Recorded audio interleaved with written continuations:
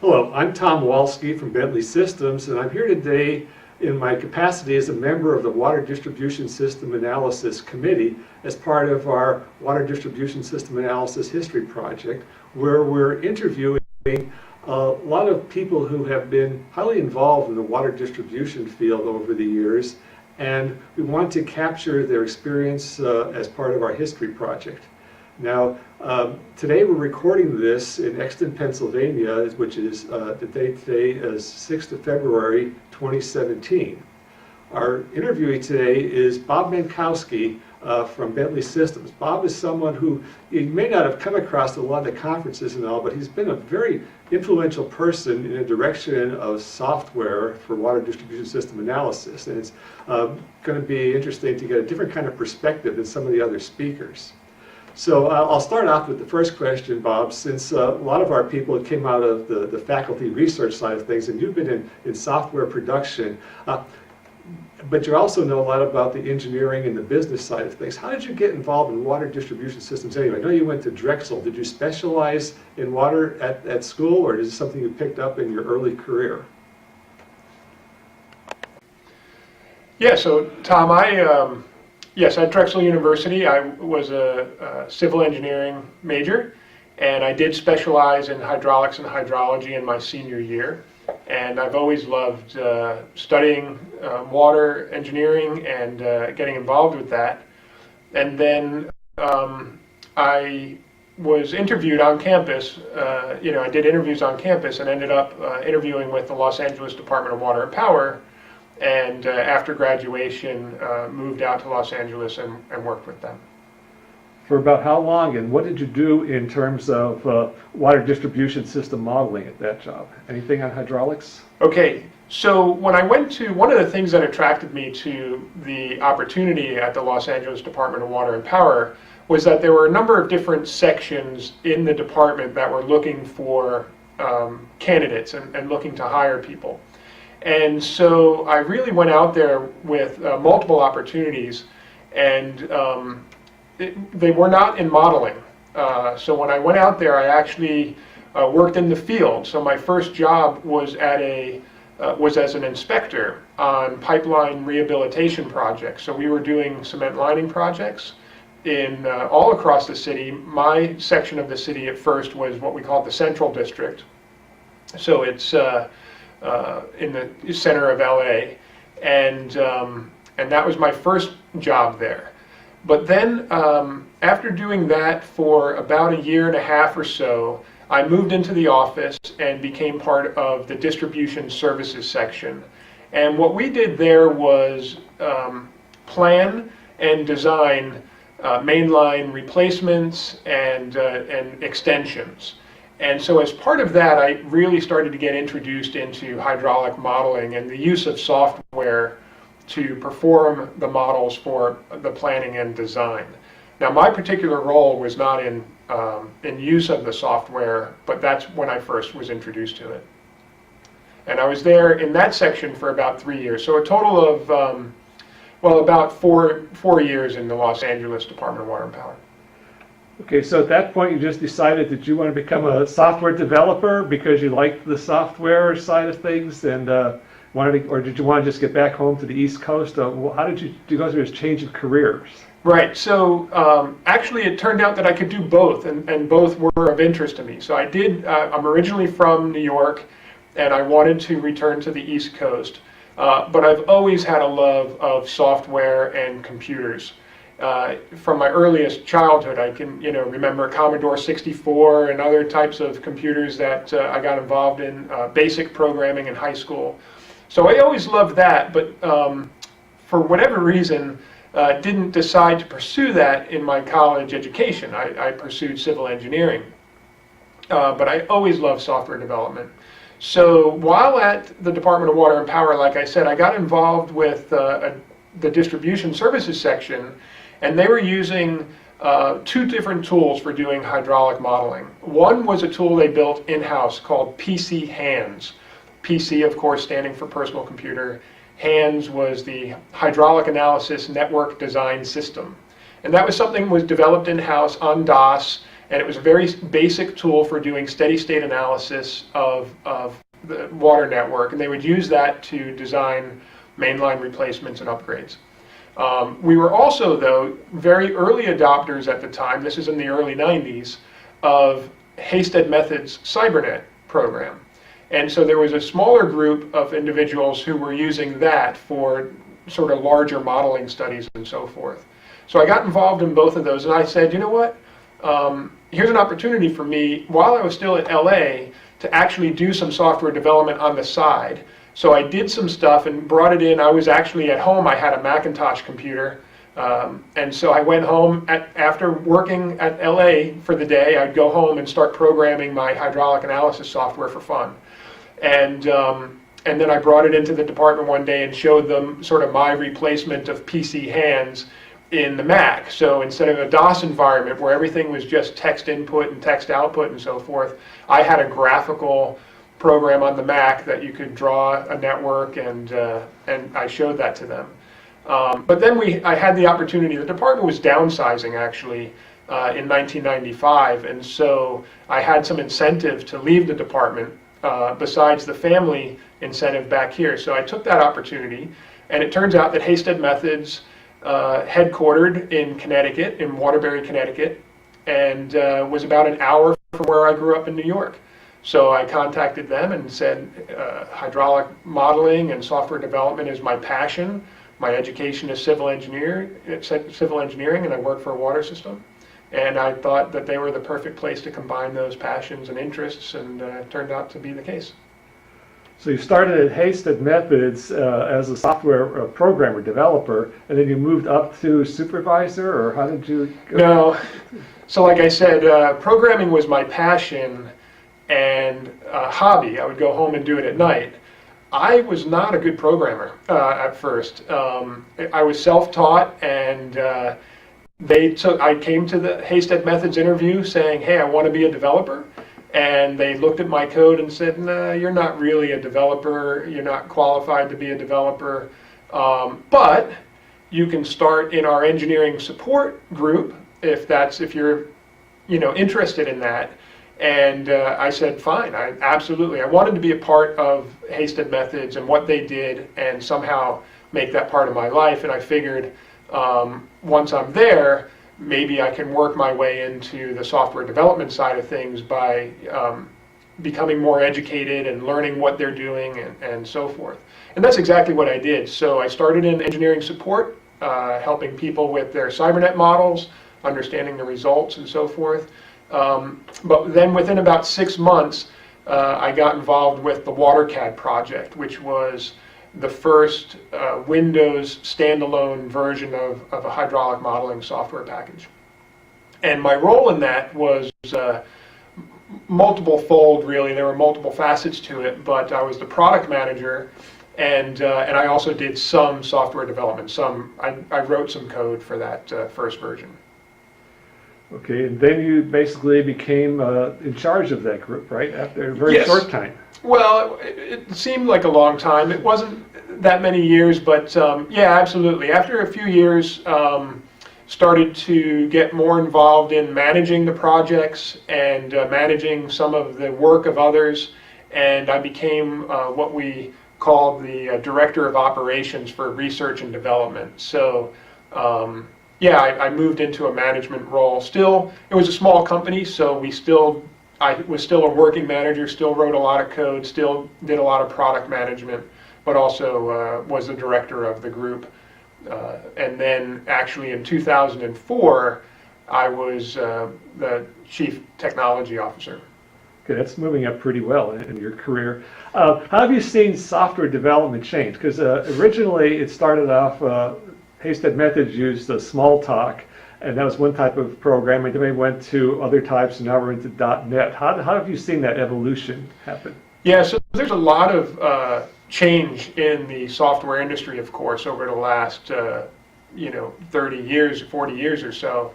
I've been involved in it for a little over 20 years, so since 1995. And in my time alone, I've seen a tremendous amount of change, and it's both in the types of things you just mentioned, the programming languages and the programming styles, really, in terms of procedural programming, object-oriented programming, using Smalltalk or C or C++ or Fortran, and there's lots of changes like that. So, and then you mentioned .NET, which is another type of environment, a runtime environment with various services that the runtime environment provides. And that has changed a lot. But in addition to that, within the last 5 years or so, you're seeing obviously a lot of change regarding the where computing is happening. So computing on your mobile devices, your smartphones and your tablets, computing in the cloud.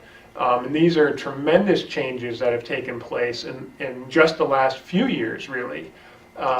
So it's been exciting, an exciting 20 years for me, and always feeling that there's something else to learn, something else to do, and that there's no end to the amount of value we can create and generate in the software industry. Yeah, so you've seen your career go from Hasted Methods, and then Bentley Systems bought Hasted. How did that change affect you? You seem to have done pretty well in Bentley. Yes, I've done fine in Bentley. It's a great company, and it's been good for me personally, and also good for the Hasted Methods products. At Hasted, it was a small company. When I joined, we were probably around 30 to 35 people. When we got acquired in 2004, I think there were maybe 115 or so at that time. And Bentley, of course, is over 3,000 colleagues globally. And the Hasted team was all co-located really in Connecticut. So a few things. So first, like you said, I sort of rose up to the CTO position at Hasted. And there really was no place else to go. I was sort of topped out at that point. Where at Bentley, I was the head of the Hasted development part, but there was also so much more that Bentley was doing that I could get involved in. And so that's sort of how my career changed at Bentley. I stopped programming altogether, so the last time I wrote any real production code was probably in 2004 or 2005, and really focused on the strategic product management and the team management since then, and sort of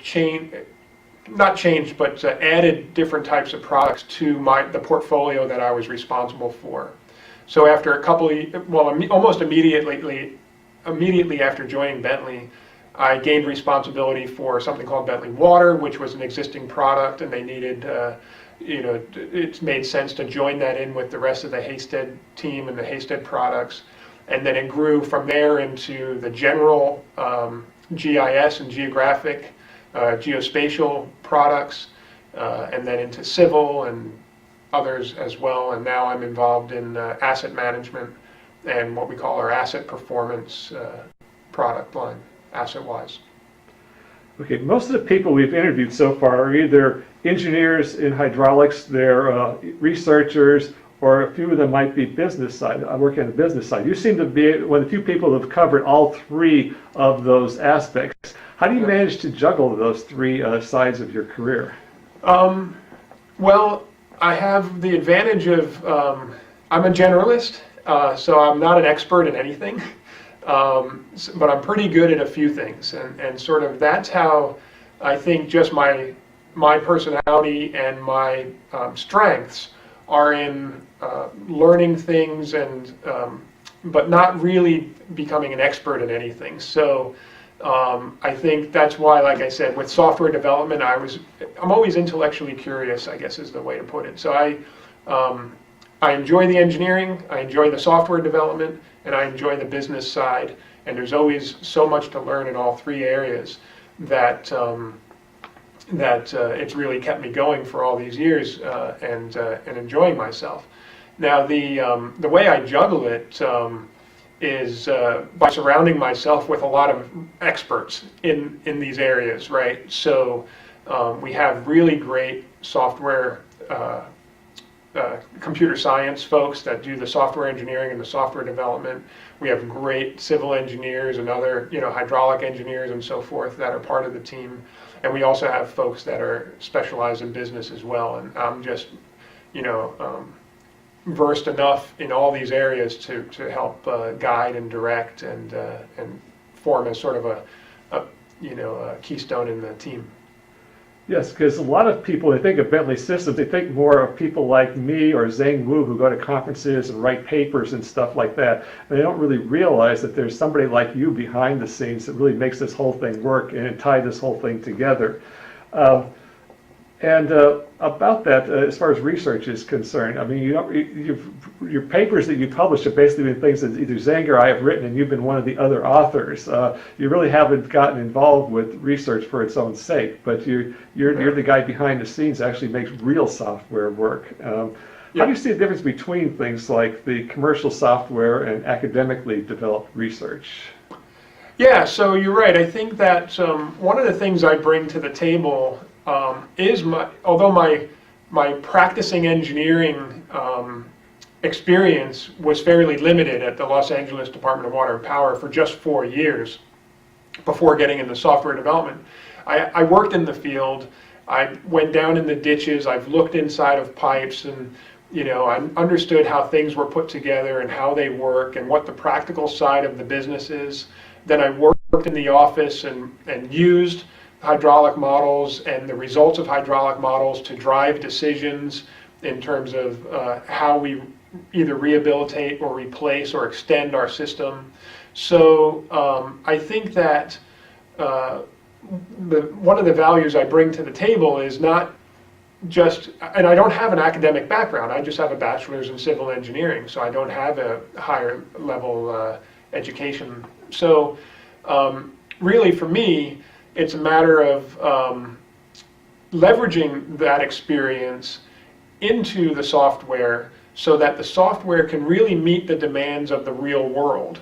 What I see in a lot of academic work is that it meets the demands of a specific problem or project, or maybe they have a system that they're working with, and the solution then works for that system, but it's not generalized to work with all of the different systems that we see, the variety of systems and things like that.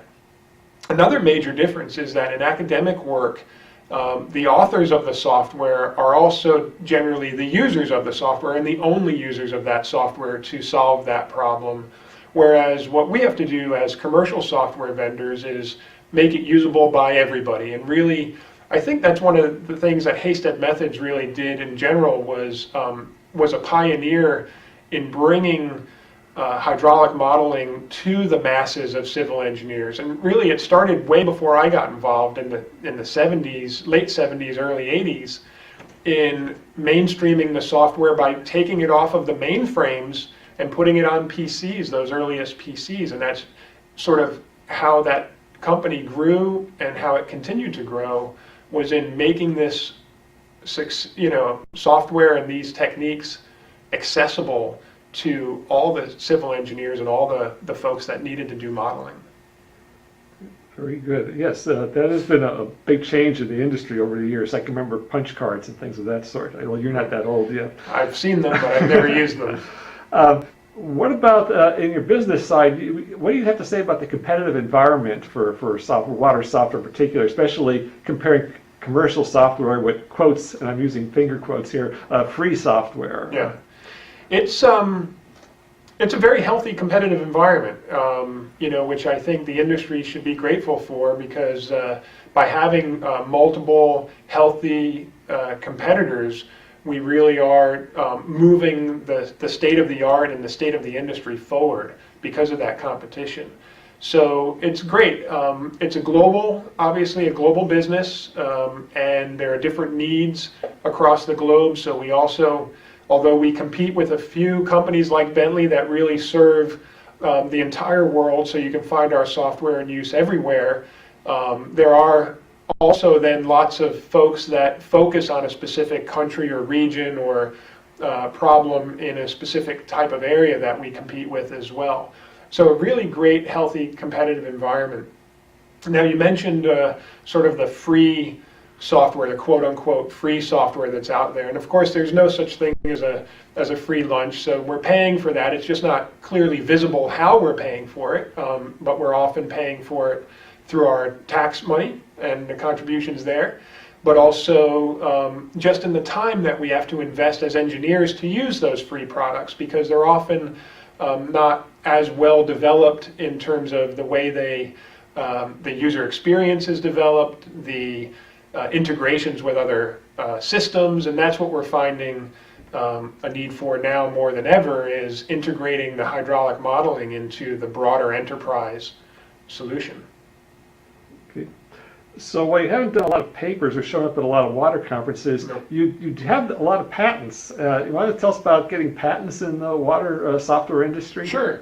Well, that was a specific focus of Hasted Methods at one point, to really take our inventions and make sure that we're getting proper intellectual property protection of those inventions. And so, yeah, like I said, it was a small company, and I was involved as the CTO in just about all the developments that were happening. So I'm lucky to be a part of the teams that created some really great inventions, and I think I have 7 patents at this point that I've been involved with. And I think software patents can be a controversial subject. Certainly there's a lot of open source advocates out there that would say software patents shouldn't exist, and that everything should be free, as in freedom, so that we shouldn't protect and keep intellectual property protected by patents. But I believe differently, that in the case of commercial software development, there is a place for protecting it with with patents. And so that's what we've done, and it's a real asset, I think.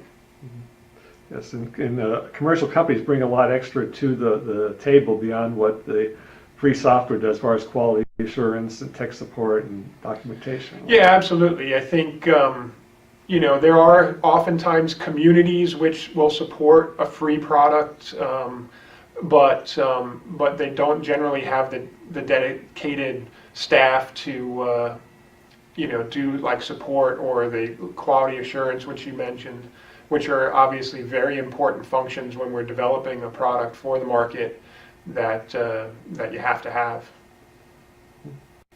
Okay, so you've been in this then for about a quarter of a century, so that qualifies to be part of the history project.